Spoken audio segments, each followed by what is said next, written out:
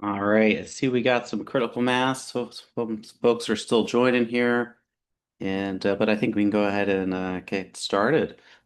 So welcome again. Excited you can join us today for our conversation about some cybersecurity quick wins for election offices.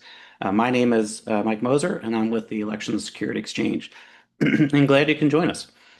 For anyone joining us for the first time, if you're not familiar with the Election Security Exchange, we're a project of the Election Resource Center, a nonpartisan nonprofit focused on practical election security education and resources for election officials. We bring together former election directors, security experts, and CISA advisors with more than 300 years of combined experience, not to add to the noise that's out there, but to really help election officials cut through it. And we take election security best practices and turn them into things that election offices can actually finish. And that is what today is really about. Some quick housekeeping before we kick off, that this session is being recorded, and that recording and the resource will be followed up in an email to everyone who registered for the event. And we also want to let you know that Q&A is open throughout, so you can certainly submit a question at any time using the Q&A tab, and we'll get to as many as we can throughout the conversation, but we'll try to leave a few minutes at the end as well. But generally, this webinar is really to help support election security planning across any of the risk domains, physical, operational, and certainly cybersecurity. And it can be customized to meet your jurisdiction's need. And we also encourage you to consult with your state or local council. So just to kind of frame the hour quickly, and this is all about not necessarily needing a robust, dedicated cybersecurity team or having a significant security operations center in place. While those are tremendous things, there are some simple habits that can be implemented to help secure election offices, and they can go a long way, which is what we're going to talk about today. So today we're going to walk through one of our newer resources, which is First Things First, Cybersecurity Fast Wins for Election Offices. And it's really a short guide from the exchange where we'll kind of step through it with our four tremendous panelists today who have spent their careers thinking about how to make this stuff work in real offices, where their collective experience spans all levels of government, whether it be local, state, and federal. And by the time we close this hour, we hope you'll know exactly what you can do this week or even this month and where you can go next when you're ready to start moving forward. So before we kick off, I just want to take a minute to introduce each one of our panelists. And they're a great crew to hear from. First, I'd like to introduce you to Trevor Timmons. He's on the Election Security Exchange team. And before that, he spent nearly 2 decades as the Chief Information Officer at the Colorado Secretary of State's office. So if there's a person who has watched the cybersecurity conversation and election offices evolve from the inside, Trevor is certainly one of those folks. Welcome, Trevor. We also have Jeff Hale. He's the visiting fellow for election security at the Center for Democracy and Technology. Before CDT, Jeff spent roughly 10 years at CISA on the election security mission, most recently as the Associate Director for Election Security and Resilience. So he has certainly seen up close how attacks against election infrastructure are built and how defenders can mitigate them. Jeff, thanks for being with us. We also have Grace Doyle. She's the election security cyber navigator for the Office of Minnesota Secretary of State Simon. Her role is the state to local bridge. She works directly with Minnesota's counties of every size on cybersecurity steps that this webinar is built around. If you ever wondered what on the ground state level partner looks like for any size office, Grace is certainly that person to turn to. So welcome, Grace. And finally, Mark Stout. He's the Director of Information Technology for Hocking County, Ohio. Hocking County is exactly the kind of office this guide was written for. Mark supports elections alongside every other county function, and he does it with a small team and a small budget. So Mark, we're glad to have you today. So first, I kind of want to toss this over to you, Trevor, just to kind of open the framing for today. And maybe we can start with the why.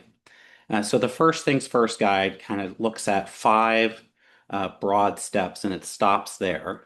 And that is the use of a password manager, protecting screens from prying eyes, taking a phishing refresher, making sure your software is up to date, and turning on multi-factor authentication. Why should we be focusing on these 5 things? Hey, thanks, Mike. And thanks to everyone for attending today. So I'll kind of step back and say it's called, fast wins because all of these things can be implemented with a small or maybe even a non-existent IT staff. I mean, they're all basics, and it really covers things that can measurably improve your cybersecurity posture. And each one kind of closes off a different attack path, right? By using a password manager, you can better secure your credentials to systems and services by thinking about physical proximity to screens that might have sensitive data on it. And kind of you can improve that screen viewing discipline and protect information from unauthorized disclosure. By looking at phishing awareness and phishing awareness training, you can help defend against social engineering attacks and other types of email borne attacks. By looking at patching, you can address software vulnerabilities as they become known and as they become something that you need to have your eyes on in terms of exploitation. And then the last thing, multi-factor authentication is a huge defense against account takeovers. Even if a password happens to get compromised, right? By using MFA, you're adding another layer of defense against a bad actor actually compromising those systems, even if they've obtained a username and a password. Great. Thanks, Trevor. And Grace, I want to bring you into this too with your hands-on work that you do across Minnesota. And as you're kind of going into those offices, how do these line up with what you're actually seeing around counties needing to really strengthen their cybersecurity posture?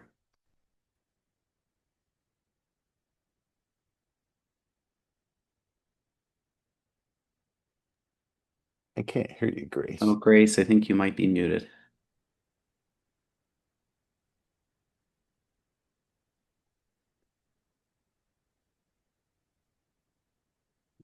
Maybe try dialing in when you get a chance. But Jeff, I'll turn it to you and kind of get your perspective on this.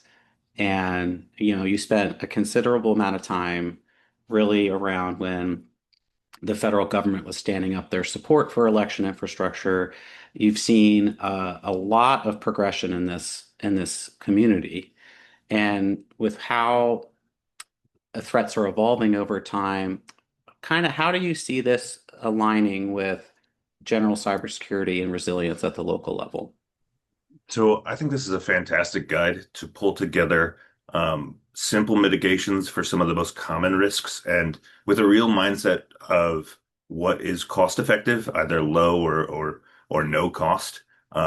We know that the landscape has changed in terms of what's available and so where you can get these efficient closes to risks of account takeovers, risks of phishing, risks of known exploited vulnerabilities across your network. Being able to address those on the cheap is the best way to quickly up level the cybersecurity of local jurisdictions of any size. Great, thank you. All right, Grace, I want to circle back and see how we're doing. Let's try that again. Can you hear me okay? Perfect. Yes. So I want to Excellent. recap and kind of get your Yeah, perspective with the work that you're doing on the ground in Minnesota and just kind of seeing how this kind of lines up with what you're seeing and the needs at the local level. absolutely. And sorry about those technical difficulties. So the Cyber Navigator model in Minnesota is going to be all about establishing the relationships with locals, addressing their foundational needs for the environment on their unique situation, and then pointing them to the key priorities and the tools that are going to help them get there quick. So these 5 are always on that list of key priorities that I touch. When I'm walking into big or small counties as a navigator, first thing I'm going to do is get a feel for their security baseline. One of the biggest themes that I see is a range of technical comfort levels across those teams. So part of my role is going to be to bridge the gap with plain language, helping both sides understand each other's needs in a low pressure, no judgment way. And then this guide definitely mirrors those initial conversations and create the shared language. So in Minnesota, we like to say there's an all hands approach to securing elections. It's this collaboration model that takes cross-sector teams that are going to support you throughout the election cycle. Emergency managers, law enforcement, communications, legal. Your IT professionals are going to be a key part of that security team. And so that communication with them is going to be very critical.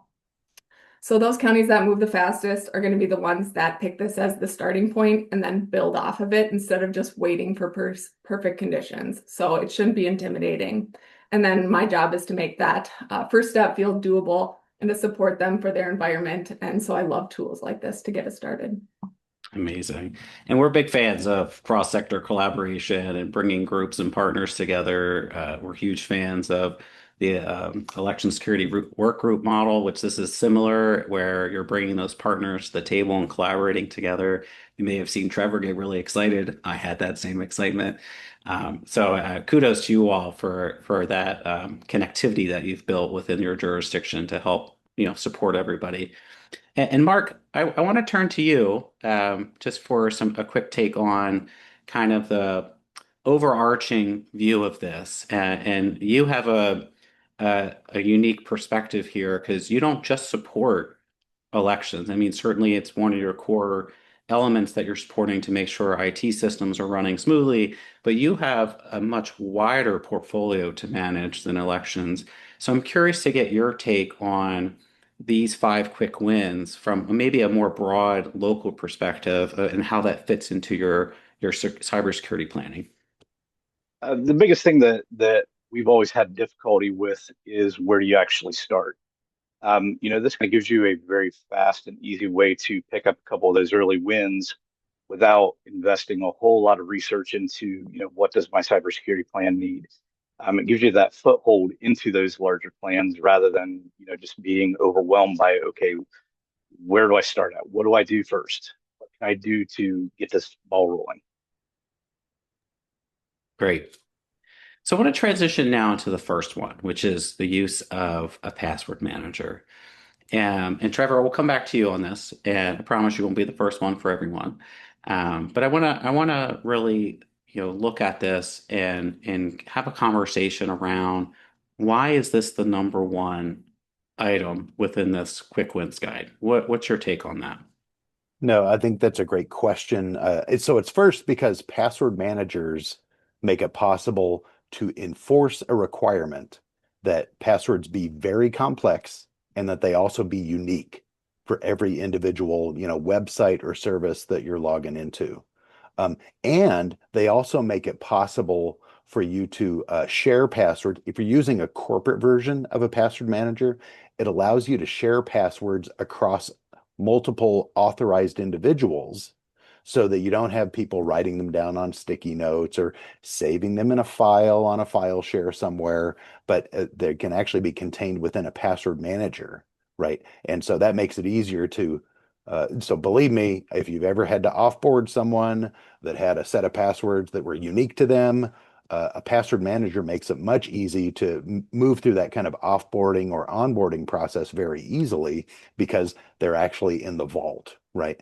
And I think, a password manager, they also have built some features into them recently so that if a password is compromised and shows up on the dark web somewhere, there are people out there, services out there like Have I Been Pwned that are scrolling through dark web, data stores. And if a password that is in your vault, when it's hashed, right, if it shows up in one of those, exploited systems that show up in Have I Been Pwned, your password manager will actually alert you to that. So it not only helps you build out that, secure and unique and complex password store, but it also will provide an alert to you if that shows up in some data set somewhere. Okay, great.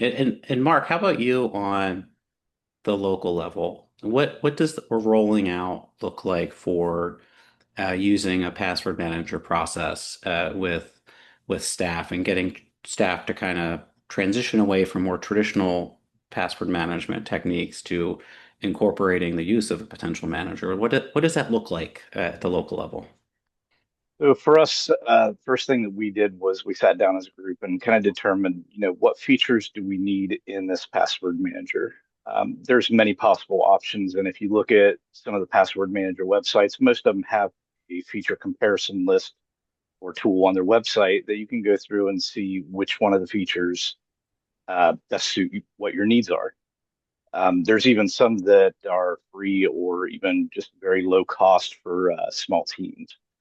So for us, what we needed was a way to share some of the items, such as network devices that do not have multi-count functionality, a Hmm. place where we could store our two-factor codes, our pass keys, keep all those safe, allow us to synchronize among multiple devices. Because as an IT person, we have a desktop, we have a laptop that we're bringing around with us, we have a tablet, we have a cell phone, we have multiple devices that we need to be able to recall those passwords with.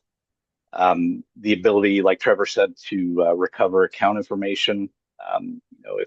If someone is no longer with the organization or they're out sick that week, we need to pull that information immediately. We've got a place where we know we can go get it. Um, and then also, if passwords are changed, on a routine basis, the password manager can keep up and actually update those passwords when they are updated so that we know what the current one is. Once we decided to set our solution, we went through the web browsers and told each one of them to disable that built-in password manager. So we weren't running into collisions of, the built-in password manager versus the password manager add-in that we had on that system. And again, your office may have different requirements for what your password manager software should be able to do. So talk with your team and brainstorm the list of what you want in that item before you go out and start downloading software and trying it out. Have a good list of the functionality that you need for it. Yes, don't go out and just start downloading things. Always check before we do that. Absolutely. How about you, Jeff? With again, with your national perspective, do you have anything else that you'd want to add on what officers should be thinking about in a tool and maybe even what to avoid? So, what I heard from Trevor and Mark there that I really liked, it was the value for an office, not just for an individual. For an office, you want one tool. And so across these four that are in the guide, each one's credible. I personally had experience with two of them. Um, you want that one tool because it gives you that visibility, that ability to help offboard. We sometimes forget how many accounts each individual has across all of the systems. So this is one centralized visibility way. Mark mentioned the admin controls that are on there. So one tool, admin controls. And then the other element that's really important in the guide is you want multi-factor on that password manager account because that is now the keys to your kingdom. So secure that as best you can. Those three factors, super important. It does remind you that at an office level, those requirements are different than as an individual. That means as an individual, it may be okay to use a browser extension version of your password manager. Probably not for an office. For an office, you want something a little bit more robust. If you can get into those low cost paid tiers where you have the actual storage of this information available, it seems to be a better version. Really helps to close some of those gaps of kind of the most common things we saw when at CISA was kind of stupid exploits. It's not some fancy element. It is existing credentials being reused, and so pairing your password manager with the later item about MFA, you're going to be able to close a lot of those compromises or compromised accounts that we saw when at CISA. And I appreciate you drawing attention to how like something as simple as this can actually be one of your more effective mechanism against a lot of potential exploits. And generally, with the threat landscape we're kind of seeing the user account as still one of the primary vectors, and this just gives you like another layer to help kind of strengthen that posture a little bit. I'm going to transition into the next one, but I do want the audience to know if you haven't looked at the guide yet, I dropped the link in the chat.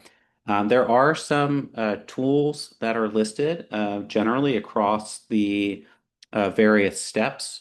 They're just areas to potentially look into if you're not using it, but I just wanted to call that out where there are some places to potentially get started in the quick start guide. So I want to transition us into the second one, which is really protecting information from, what people can see in the public realm / prying eyes. And this is arguably one of the shortest and quickest items to implement on the list, and it can often be an area overlooked with something as simple as locking your screen. So, Mark, I want to turn to you first, and then, Grace, I really want to get you on this after Mark. Is that election offices, much like a lot of other county functions, are very much public facing. There's a certain degree of transparency in the process for obvious reasons. And so what does this conversation around, protecting sensitive information on your screens and locking the screens, what does that kind of look and sound like in Hocking County? So, like you said, Mike, we all have visitors in our office from time to time. We try and set all of our computers, and we have a policy manager that does this for us, but you can easily go around each computer and do this as well too. Just set a screensaver to come on every 10 or 15 minutes of inactivity. In some of the high traffic areas, we'll try and move the monitors to where they cannot be seen by somebody just walking in the door and shoulder surfing.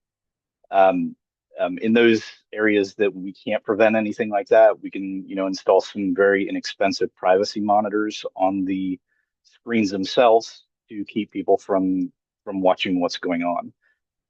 One thing I'd like to bring up too is, one of the things that always gets overlooked is mobile devices and tablets as well.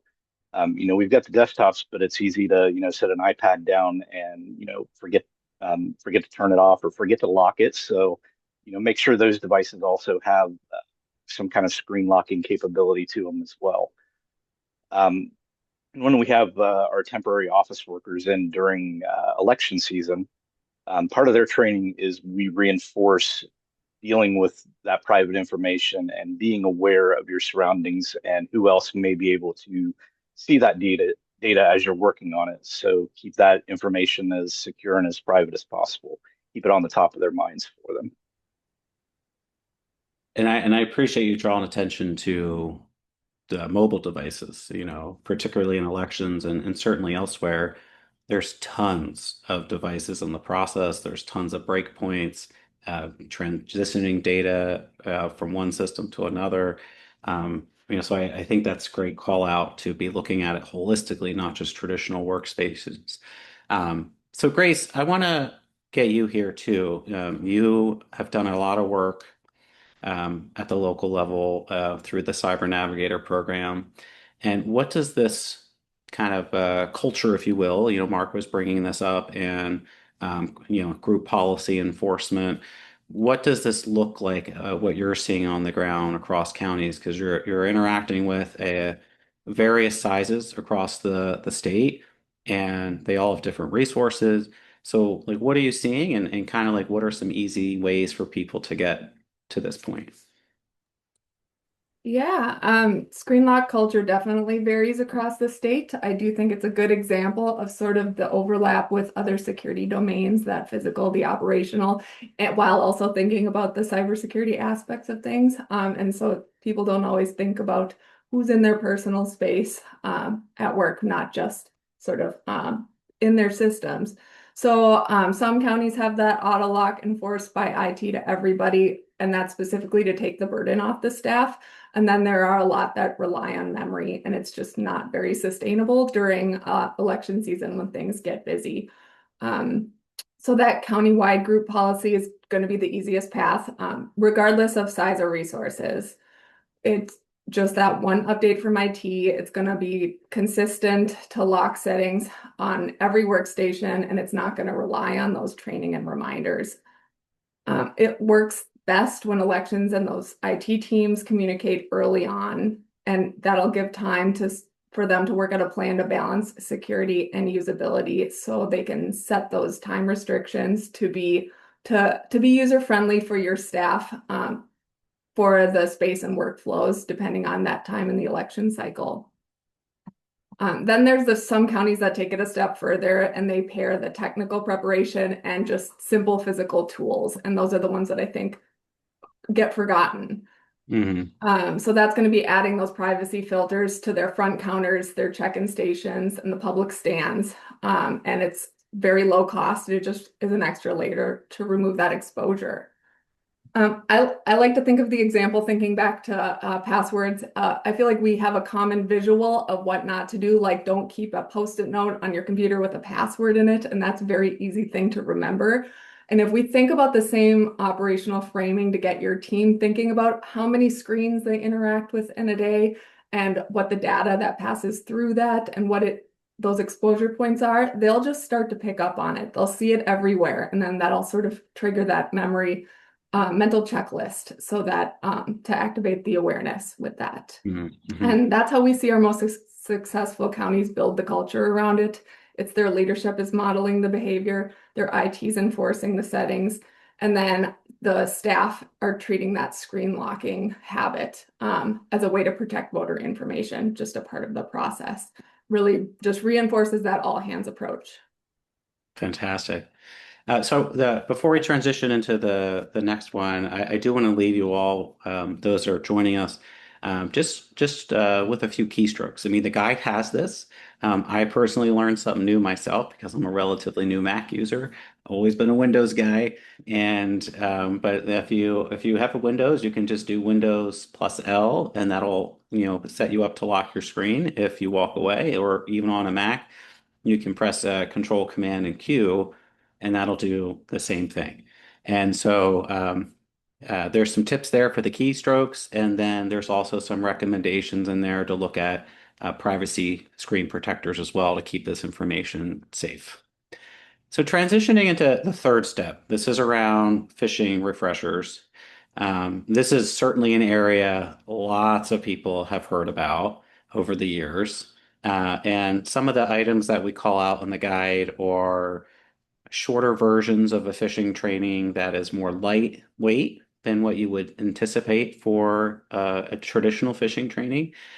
So Grace, you have experience in running phishing trainings and exercises for counties. What does a 10-minute refresher potentially look like, and how are you tackling that? Because there's like a broader conversation around cyber fatigue in the community over the years, because we've always heard cyber. Now we're kind of in the more physical threats, but cyber is still out there. How are you tackling a 10-minute refresher or a shortened training with counties, but how are you also addressing cyber fatigue among that? Thank you. Yeah, definitely. Short, practical, and repeated, and kind of have fun with it, I guess. So if you think about those 10-minute huddles, if you do that a few times a year, it's going to be a lot more effective than a lengthy annual training. It's going to keep phishing familiar without adding extra workload. And then it works for counties with any size, regardless of their tools or budget. And so I'd say it looks in practice like a quick team exercise, maybe even just like an icebreaker. If you pull everyone together, look at 2 or 3 real examples, and you could set them up for your own inbox to keep it realistic, make it interactive, and then have your staff help each other finding those red flags and turn it into a team activity. When they talk through it together, it's going to build the habit of pausing and then also getting that second set of eyes, and they catch things differently and sort of help train each other. This is going to be the behavior that ends up stopping most phishing attempts in the future. So some training goals when you're doing planning for this: first and foremost, everyone should know how to report suspicious messages in your county. Reporting anything that seems off should be praised in the workplace, and it's going to teach people not to doubt themselves, and it's going to get them reporting early if anything is off.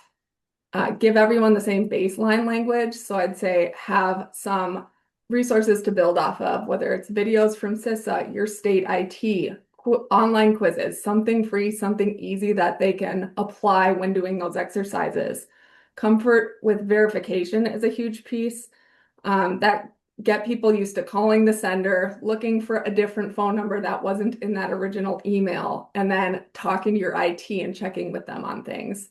That culture that you want is that elections IT relationship where staff feel safe asking for help and for that double check.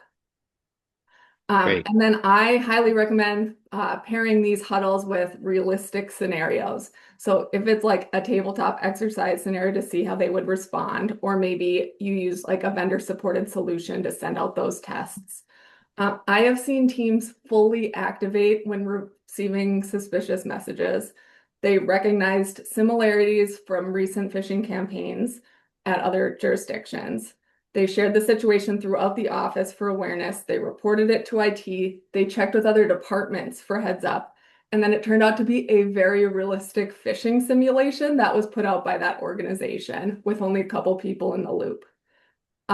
If you've ever gotten that congratulations, you passed a phishing test, imagine like that is like your whole group celebrating. And I feel like that's the demonstration of that culture of awareness that we are looking for when everybody's locked in. So yeah, repetition. Also know that it doesn't stop with just your office. Let them know that by getting good at this, they're protecting their neighbor counties, they're protecting their clerks. They can put things out, they can share things up to the state. It just sort of connects us all in ways that we might not be expecting. I love the connection you made to like the shared ecosystem. That's often an area that can get overlooked where even though elections has unique infrastructure, a lot of the main stuff that you need to use for your day-to-day processing is on shared infrastructure. And so I think that's such a really important call out that, we are all in this together. It's not just the election office that needs to be vigilant. It's everybody in the broader network. Um, so that reminds me of one thing you were talking about making it interesting. Something that we used to do when I was at the Commonwealth of Pennsylvania was that the secretary would actually get a list of people that accidentally clicked on the phishing test. And it wasn't a gotcha moment, or it wasn't to make them feel bad. It was just that they would pick up the call, or they would make the call to that individual to reinforce a culture of awareness, and that it was important all the way up to the top, to the secretary, that everybody is sharing in this broader culture around cybersecurity. And it was always a positive conversation. It was nothing to like say, "Oh, you messed up." Accidents happen, but it was just to help reinforce like where they can get support and that we're all doing this together. And I always thought that was really effective because, you'd never expect a call from the Secretary of State when you're a frontline worker, but then you got a call and then, you're there having that conversation together. So that was always a good thing. Um, Real quick, I'll turn to you or Trevor actually, and want to get your thoughts around how you see this environment being different this year, and to kind of bring you back in.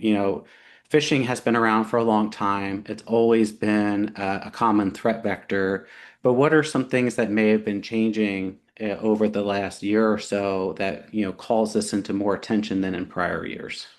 Yeah, so honestly, I mean, so the advice that we used to give people, which is, look for spelling errors, look for grammatical problems, uh, you know, um, uh, those don't apply as much anymore. I mean, seriously, the advent of AI systems allows people to draft like reasonable sounding emails and send them out at a scale that honestly we hadn't really contemplated before. I remember being at a conference several years ago, and we had like a really experienced Intel analyst.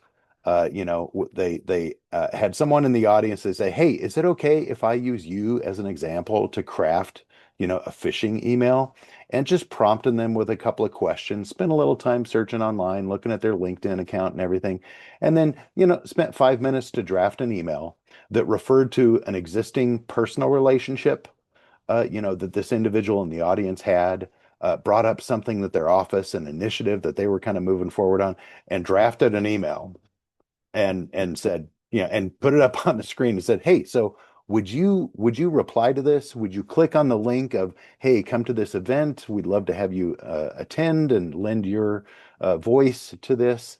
And the answer from the person in the audience was yes. Right. Now, what that happened when that happened a few years ago is because he had someone who was really experienced, took the time to do a little research. The reality is with AI, with LLMs out there nowadays, it doesn't have to be an individual. These AI systems can scroll through, do Google searches, look at your LinkedIn, and craft stuff that you would fall for, right? And that almost anyone would fall for. Okay.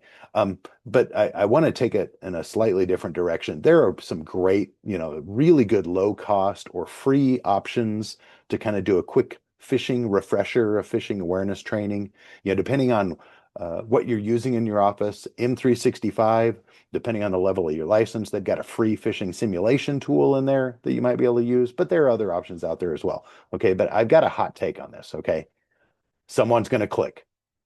If you have an office of 50, 100 people, someone's going to be distracted. Someone's going to fall for it. Okay, so I view this as an activity to really try two things out. One is to reinforce your culture within your office, that it's not there's no blame, there's no shame. Okay, it's all about reporting it to someone who can do something about it. Okay, to raise the awareness that quickly reporting something is honestly, people need to understand what the tells are, right? In phishing, right? So they can understand, oh, gee, that looks bad. I'm going to report that, But even if they click, much more importantly, when they click, they need to report it. Giving recognition to those early reporters, I think keeping the blame and shame away from it is good. Okay. There are multiple analyses out there. The IBM the cost of a data breach report, CrowdStrike with their, they've got something, it's a 1-10-60 framework, Cofense, their threat intelligence. One of the best predictors of surviving a cyber attack that is with an email vector with phishing is reducing the time from the initial attack to when it gets reported to someone who can do something. Okay. If you click a link and, oh, gee, nothing happened, or wow, it went black and then it came back, everything looks fine. Oh, I'll just delete it and don't worry about it. Is the worst thing you can do. Getting that information into the hands of someone who can actually do some research, do some analysis, and actually do something about it is literally the best predictor of your organization and your ability to survive that type of attack. So, that's just the hot take is someone's going to click. Exercise the protocols you have in your office for someone to say, hey, I need to report this because something funny happened. I didn't mean to. I was distracted. I was in a meeting and I opened an email and I clicked something. And oh my God, it's not about blame and shame. It's about early reporting and establishing that culture. I always love a good hot take. And I mean, along those lines, there really should be no shame ever in just over-reporting, and because it's better to be on that side than for an accident to happen. But I 100% agree with you that it's going to happen, and it's kind of building that culture up ahead of that.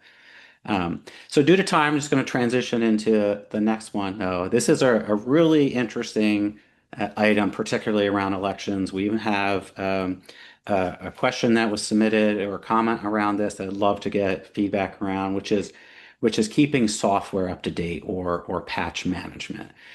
This is something that looks super straightforward traditionally on paper, if you will, but it can get complicated in an election office. In one way to think about it is elections are sort of in their own world sometimes compared to other parts of the infrastructure where elections often have blackout periods around like active voting periods or something along those lines depending on the jurisdiction. And traditional office IT equipment, you might have automatic updates turned on. where you can't do that necessarily in all election equipment because, voting systems are air gapped, and so it makes that a little bit of a more complex process. So, Trevor, I'm going to stay with you on this, and want to get your take on, that unique aspect to elections, but also like balancing blackout periods. How should offices be thinking about patch management? No, I think it's great. I mean, in working in elections, because we've got these tight timelines, we've got activities, elections are scheduled, we've got all the pre-work we have to do. And when systems are running well, right, you don't want to upset the apple cart and apply patches willy-nilly because you know you know what your risk profile is, right, with your running system. I kind of look at it in two ways. Okay. On the one side, you've got user devices and phones, right, things like that. Now, unless you have a heavy reliance on legacy systems where patches might have unintended effects on user capabilities, my general thought is you should be automatically applying patches that come down from vendors to those user-facing devices. Again, unless you know you've got a vulnerability with some legacy system and a browser update or an OS update is going to really significantly degrade the user experience, you should be automatically applying those things. Okay. But the second thing is you may have big iron, right? You may have cloud-based systems, you may have server-based systems. Um, at that level, you may have vendor-based systems that you're relying on. At that level, you should be running through those patch cycles with their cooperation, with their coordination, so you can run it in a test environment, make sure that everything is copacetic after the fact, and then applying it in a production system and a user-facing or a public-facing system once you have verified that this update, this patch is not degrading the user experience. That's my take on it. I mean, we had moments when I was working in Colorado where we were inside our blackout period before an election day, right? Inside, essentially, we had kind of a 60-day kind of blackout window that we tried to do a system freeze, right? Um, we did have moments where we had a critical security patch that came Mhm. out during that period. And you know what? We sat down. We sat down with the technical teams. We sat down with the election director and their team. We said, okay, this is a big one. It's web-facing systems, right? And sometimes we looked at the risk reward and we said, we've got detection and protection in place that we think is going to keep that from being exploited. And there was more than one instance where we decided, you know what, we're going to apply this on a test system and just make sure that everything is still copacetic, and then we're going to apply it to production once we have validated that. So it can be a balancing act, honestly. Yeah, that was always a tough one. When I was at Pennsylvania, essentially the Commonwealth would go into like a Commonwealth-wide freeze for significant updates, and if anything needed to be pushed along those methods that you talked about, that was a big deal. There was a conversation around like, here's what it's touching, here's what it could affect, but if something goes wrong, we've got a rollback ready. So we always had that conversation. Sometimes we're like, oh, that's not even going to touch our agency. Like, go forward and do that. Um, but it was nice to have that collaboration. Um, Mark, on the local level, particularly for a small county, and I'm going to bring in the participant question for you on this one as well, because I'd be curious to get your thoughts. I guess it's a two-part question for you. Is like one, how are you actually verifying patching is happening across all of your assets? That's probably a significant undertaking. And then along those lines, with a question that was submitted. And it's around like the blackouts to some extent, and having conversations with leadership. Sometimes we can get stuck in these conversations at the state or even the local level about managing election freezes and keeping our systems up to date. How are you managing that conversation with leadership, and also how are you giving leadership visibility into what systems might be up to date or not as you're kind of looking at your broader ecosystem? And maybe what recommendations do you have for that process? So first off, I want to say I'm not trying to recommend any brand or anything like that, but just kind of wanted to give us as our example. We use a program called Manage Engine. And Manage Engine actually even offers a free version up to, I think it's like 25 computers or something like that, of their patch management software. It's a cloud-based client or cloud-based server with a client software that you install on the computers. It will manage just about every single aspect of patching. So drivers, Adobe Acrobat, Google Chrome, Firefox, you name it. They've got a lot of patch uh, information already set up for a lot of these programs. And it's very simple to use. For kind of the second half of it, we usually go through the Board of Elections computers right before election season starts, and we will make sure that all that patch management software has been running, everything is up to date as well as we can get it, and then we will stop that software from working. We will just freeze it from touching those computers until after the election cycle is done. But like Trevor said, there is occasions where we've had a critical vulnerability come out, right in the middle of elections. So we will pull in the director, deputy director, and usually include the Secretary of State for Ohio too, to kind of consult and, weigh the risks of that either being unpatched or should we go ahead and patch it. Um, you know, this really all comes down to, your risk management strategy and, whether or not the pros will outweigh the cons of applying that patch to that system. Another thing, kind of along the same lines too, that we do, kind of keeping things a little bit simple, is we have an offboarding and onboarding sheet for every single user. On the first side, it's the onboarding. It has every single account that they have access to. It has every single device. So that if they have a laptop, it's got a serial number beside it. If they've got a cell phone, here's what the phone number is. It has all the information for that user. And when the user is offboarded, all we have to do is simply flip that paper over, and we can go through the reverse checklist. Okay, we got their hardware two-factor key back from them. We got their key set. We got their badge. We got their laptop. We've got all that information right there. But in the same, vein of updating as well too, we can review that list and say, oh yeah, this user hasn't brought their laptop in 6 months. We need to pull that back from them, get it up to Windows 11, get all the latest patches on it, whatever it may be that they are out of date on, so we can send it back out the door, and we can guarantee that they're safe when they're working remote or working from their house or wherever it may be. They've still got up to date software. Great, great. Anyone else want to add a hot take maybe before I go into the last one? Just want to open it up. Yeah, I want to quickly hit on um, there's so much information about vulnerabilities that sometimes it can be overwhelming where to start and how to hit. Great resource from CISA on known exploited vulnerabilities. And so that is just saying that if you have to choose between what you're going to patch, if you can only patch one thing this week, patch what's actually being exploited. So making sure that you're tracking this list, this catalog that goes out, because it's telling you what malicious cyber actors are actively using in terms of exploits.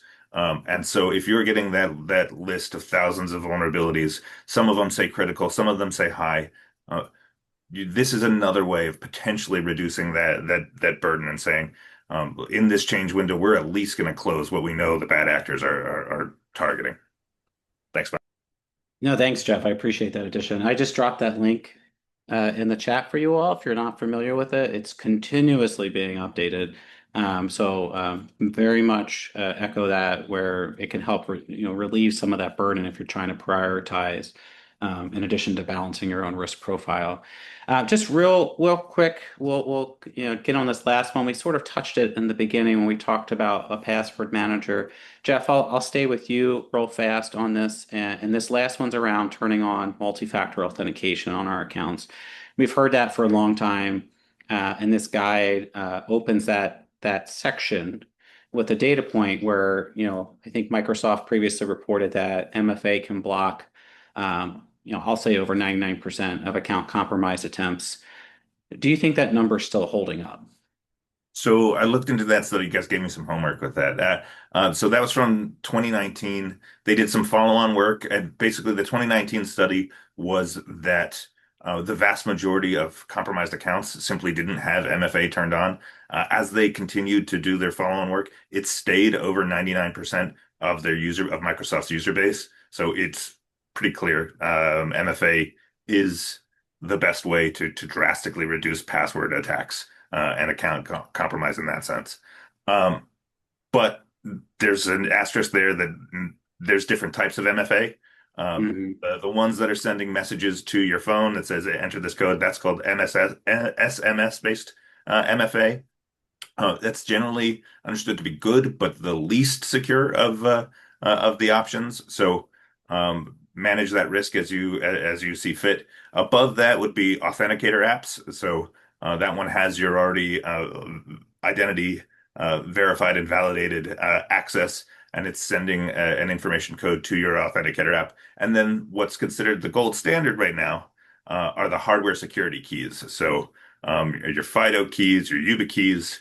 And so if you have really high value accounts like your admin account, investing in those phishing resistant hardware security keys is probably the best way to keep those accounts secure.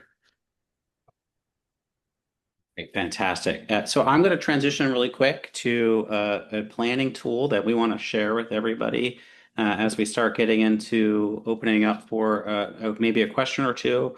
While I'm doing that, if the audience has any questions that they're thinking about, feel free to drop in the chat, and we'll definitely come back to that. So hopefully you can see my screen. And this is the election security planning tool. This was something that was put together by some of those partners you see at the bottom: Center for Tech and Civic Life, Partnerships for Large Election Jurisdictions, the Elections Group, and Protect Democracy, as well as election security consultants, many of them coming out of the CISA election security team.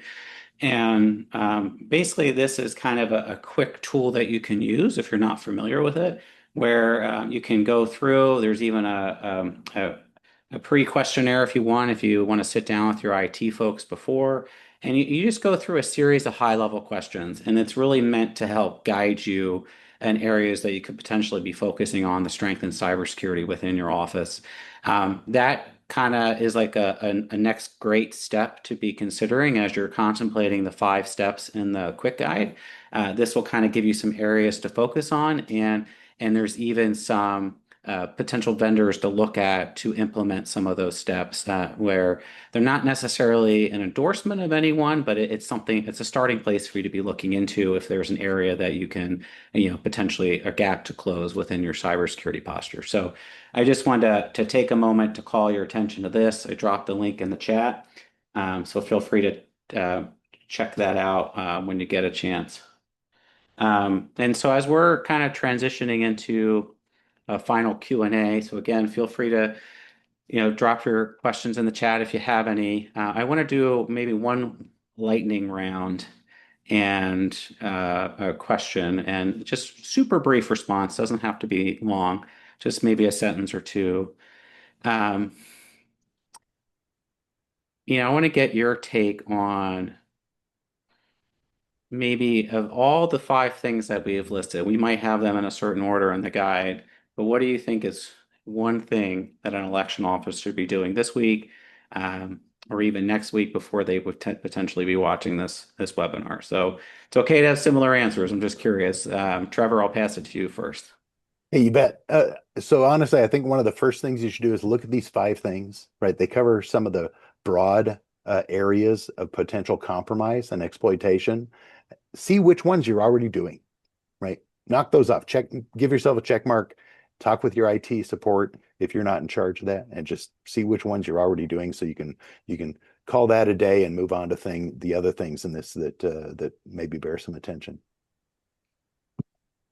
Great. Mark, I'll pass it to you. For me, it'd be make sure every machine, including tablets and cell phones, have an auto-locking screensaver. Let's go protect the data. It's really easy to implement and doesn't cost you anything to do. Fantastic. Grace?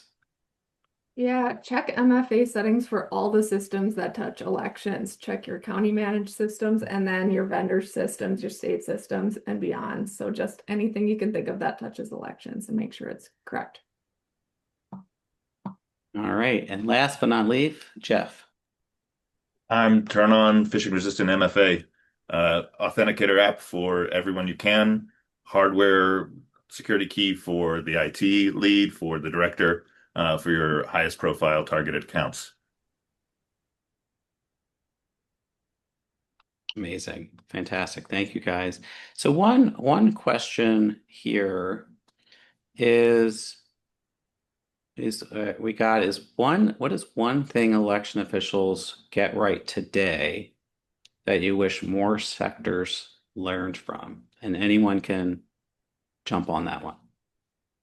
Hey, I'll jump in there. I think that election officials, by and large, have established partnerships with other folks within their state government, within their local governments, and up to the federal resources that are available. And I think that's, if you're not doing that already, jump into that space. Amazing. Any Oh, other take on that? yeah, that concept of collective defense, the willingness to share information for the defense across the election community was tremendous. I didn't know it didn't seem to exist in 2016 to the extent it built to a robust community.